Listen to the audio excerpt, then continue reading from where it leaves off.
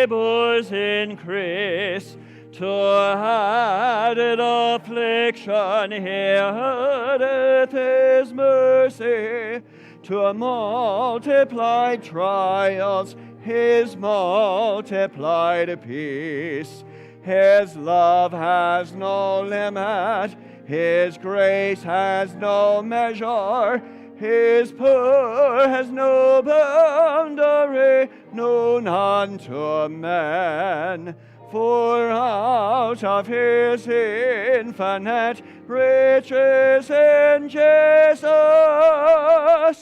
he giveth and giveth and giveth again.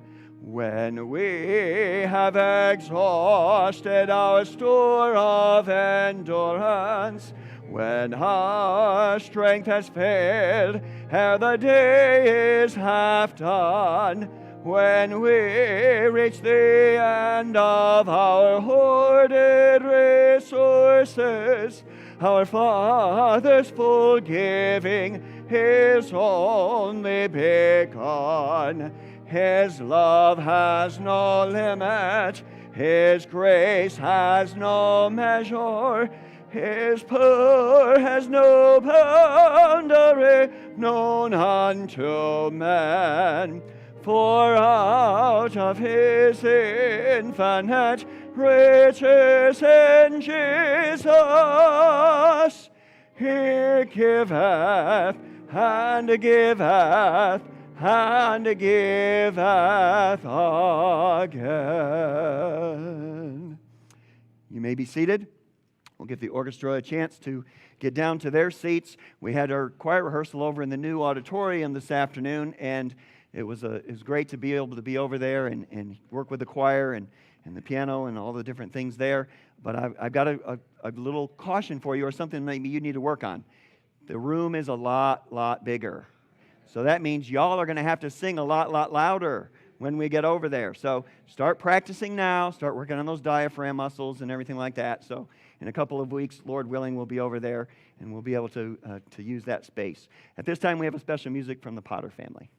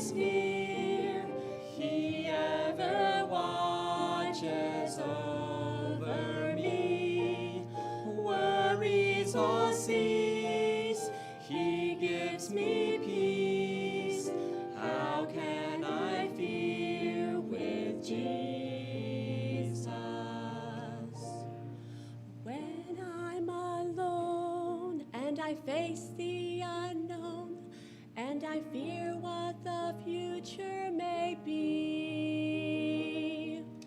I can depend on the strength of my friend. He walks along with me. How can I fear? Jesus is near. He ever watches over me. Worries all cease. He gives me peace. How can I fear with Jesus? Jesus is King. He controls everything. He is with me each night and each day. I trust my soul to the Savior's control, and He drives all fear away. How can I fear? Jesus is near. He ever watches over me. Worries all cease. He gives me peace. How can I fear with Jesus? Worries all cease. He gives me peace. How can I fear with Jesus? Amen.